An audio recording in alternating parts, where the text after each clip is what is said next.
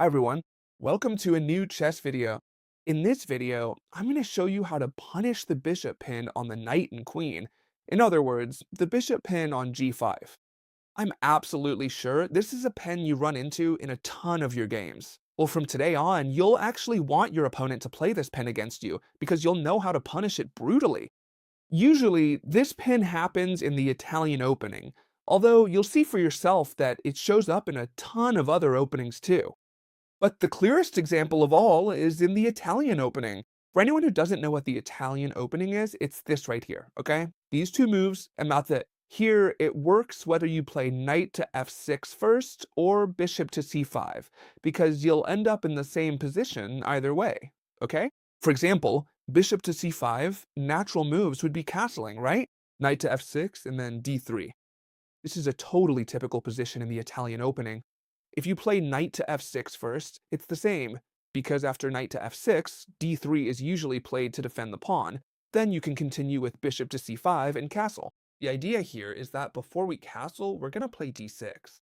If we castle, suddenly this pin becomes dangerous, okay? Make sure to remember this. If we castle first, this pin really is dangerous. However, if we don't castle and instead play, for example, d6 first, a move we're going to make no matter what, then this move isn't as dangerous, and I'll explain why. First, we're going to push this pawn forward because we're threatening this bishop. If they trade for the knight, we get a huge advantage because it would go bishop takes knight, queen takes.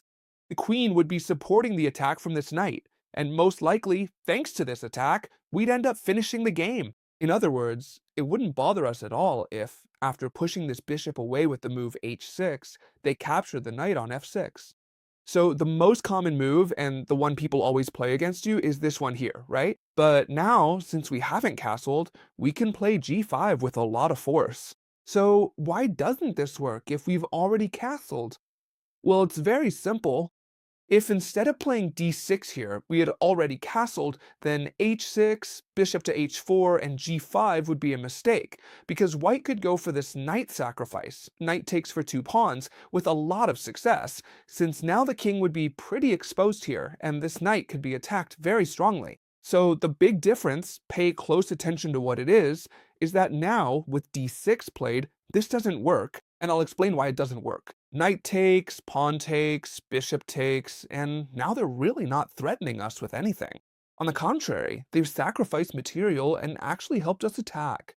We open the file for the rook, this bishop will have to move, this rook works together with the bishop, so we'll have a completely winning position, and on top of that, we'll be up material. If you want, you can castle long, and the position will be just as safe, but with a devastating attack and, again, with extra material. Of course, let's see. This is very easy. Chess teacher. If they've lost, or rather, if they sacrifice the knight, but usually they're not going to sacrifice this knight. That is, here, when we play d6 and they come over here, right? Pinning this knight, which is what we've been seeing so far, normally after this move, it's true they've allowed us to do this, but normally they won't capture. As you can see, it's a mistake. Usually they'll pull back. Well, here I'm going to show you Chigorin's beautiful trap. Who is Chigorin? He was a very strong player who came up with this trap, and honestly, it seems like it's already been forgotten. It's a beautiful trap. So, what are we gonna do? Well, we're simply gonna threaten to trap this bishop.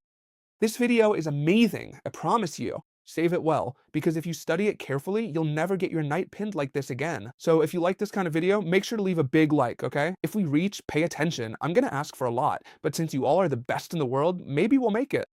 If we reach 300 likes, all right? If we get to 300 likes, I'll upload a video on how to punish the other knight pin, which is quite different, okay? But it's dangerous too. So if you like this video and we hit 300 likes, I promise I'll also upload the video about the other pin. All right, we push this pawn to set up the Chigorin trap. What's the threat here? The threat is obvious, right? The threat is clear. We want to push again and trap this bishop, right? However, there's a problem with playing this pawn advance, which is that we're hanging this pawn over here. And most likely your opponent is going to fall for the Chigorin trap. Since we're threatening this advance, they might just take the pawn, thinking it's a blunder, and on top of that, they'll believe they're completely winning.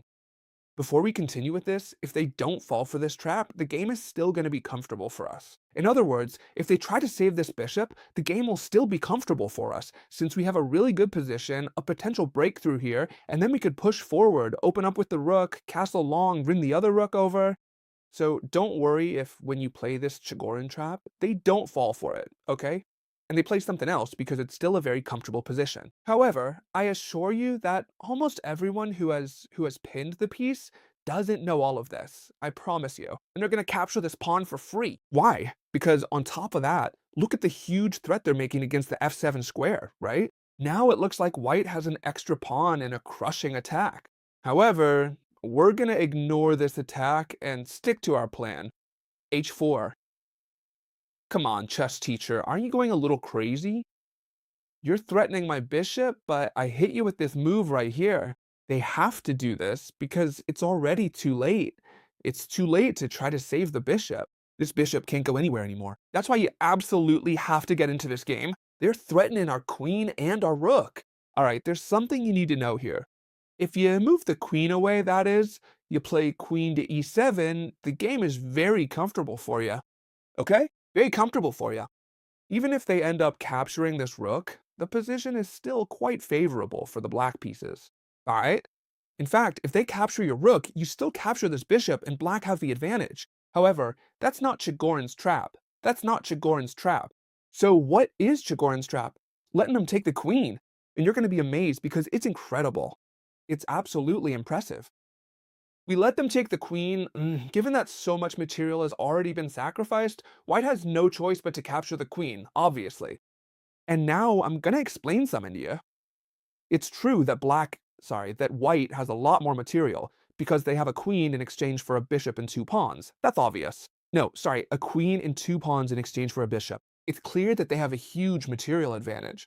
However, our pieces are working together perfectly. We have the rook, the bishop, the knight, the other knight, and the other bishop, and on top of that, we have a powerful pawn right here in front that will allow us to win the game in several ways.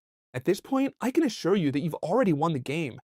The absolute only way white can avoid checkmate is by sacrificing every bit of the material they've managed to win, and even then, we'd still have a significantly more powerful attack. So we've won the game, and I'll explain how, because it's not complicated at all, and on top of that, it's really beautiful. We bring the bishop over here. Remember, when they capture your queen, you bring the bishop here.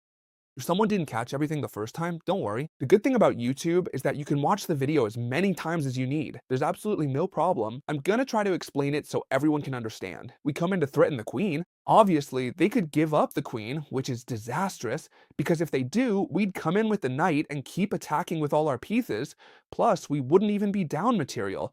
That's why they usually move the queen away. In fact, that's the best move in this position. Once they move the queen away, what move should we make? Well, a lot of you are probably thinking about taking here with check, taking here with check. Normally, when we're down material, what do we want? We want to attack quickly to go for checkmate. Lie, because if not, the opponent, having more material, is going to beat us. In this case, that's not necessary. We can even bring more material into the attack. Knight to d4 is the best move in this position. An incredible move that brings the missing piece into the attack. Now, what's the threat? You might be wondering, well, simply put, if white ignores everything and, for example, tries to move this knight to avoid losing it and threatens the rook, just to name a move, right? If they don't address the threat, we just go knight to e2, check, and when the king moves, it's checkmate. You feel it? That is, here, when we give this check, the only thing they can do is give up the queen. All right? So no matter what, they have to be careful with this move and respond to the threat.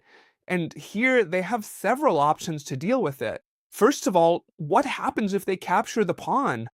Because it's clear that this pawn is causing a lot of trouble here. What happens if they capture it with the h-con? Well, don't worry, because this is very simple. We play knight to f3 check, and the king can't really move because the rook controls the file, so they have to capture it. And then we simply play bishop takes f3, and even though white has extra moves, because now it's white's turn, there's no move that can defend against this checkmate on h1. In other words, no matter what move white plays here, we're simply gonna checkmate on the next move. So, in conclusion, they can't take this pawn, you see? They can't take this pawn with the h pawn because then comes knight to f3, checkmate. Do you get it? What happens if instead of capturing with the h pawn, they try to take it with the f pawn? So are they saved, chess teacher? Well, no, they're not saved either, because here we could checkmate in two different ways. Knight to f3 also works, because it's a double check. They can't capture the knight because the bishop is also giving check. And when the king moves, we simply deliver this beautiful Arabian checkmate with the rook and the knight. Do you see it? So they can't capture with this pawn either. We could also deliver a checkmate on e2, right? It would be the same because it's a double checkmate. And then when the king moves, we would play knight takes g3 checkmate thanks to the pin by the rook. As you can see, there are so many beautiful combinations. So we've come to a conclusion. After knight to d4, they can't even ignore the threat because then what would happen? Knight to e2 would come, king to h1, and king takes h2. Oh, and rook takes h2, checkmate. If they try to capture this pawn with the h-pawn, we saw that knight to f3 was mate. And if they captured with the f-pawn, knight to f3 was also checkmate. And if you wanted knight to e2 and then knight takes g3 was also checkmate. Very good. We're seeing a lot of ways to save yourself here. If, for example, they say, well, if you're going to checkmate me here because my king is trapped, what happens? Sorry, what happens if I move the rook to give the king an escape route? Well, it's very simple. Knight to f3 again. Knight f3 is going to be one of the most popular moves of all. If you don't take the knight, let's suppose you play, for example, king to f1, I could simply play pawn takes h2, and on the next move, I'll checkmate you by promoting to a queen. Do you get it? I'm going to checkmate you by promoting to a queen. That's why after knight f3, you have to take the knight. And when you do, we simply continue with bishop takes f3, and checkmate is inevitable. There's no way to avoid checkmate. For example, let's suppose you play, well, if you play this, I give you a direct mate, right? If you play, for example, pawn takes pawn, you can't. And if you play anything else, well, first I'll take here with the rook, and checkmate will be unstoppable. So another conclusion we've reached is that it also doesn't work when we play knight to d4, moving the rook to try to let the king escape doesn't help either, because simply, sorry, I'm going to checkmate you no matter what, right? So what happens if you play, for example, knight to c3? Makes a lot of sense, because that way you cover the e2 square for the knight. We've seen that if you played an unimportant move, I'd go knight to f2, right? And then, after king to h1, the mate would simply follow. However, if I play knight to c3, then knight to d2 is no longer possible because I would simply capture it. So how should I continue, chess teachers, if they play knight to c3 against me? Well, it's very interesting and at the same time pretty logical. Knight to f3. Like most ideas, we play knight to f3, and thanks to the tremendous attack we have, if they don't take that knight, we simply deliver mate, right? If they don't take this knight, we simply deliver mate. I know it's a lot of information, but again, you can watch the video as many times as you need. I'm gonna try to explain everything in a relatively short amount of time so everyone can spend as much time as they need. I don't want to make this a 1.5 hour video. You get it? So if they don't, if they don't take the knight, it's mate. If they take the knight to avoid mate, then just like before, bishop takes f3. Now mate is unstoppable. They can't capture here because of the mate, it's pinned by the bishop, and against anything else, I am going to deliver mate. For example, now there's a threat of checkmate with the pawn on the next move, meaning that against pretty much any move, it's checkmate with the pawn. As you can see, it's a brutal way to punish the bishop pin. I really hope you all loved it.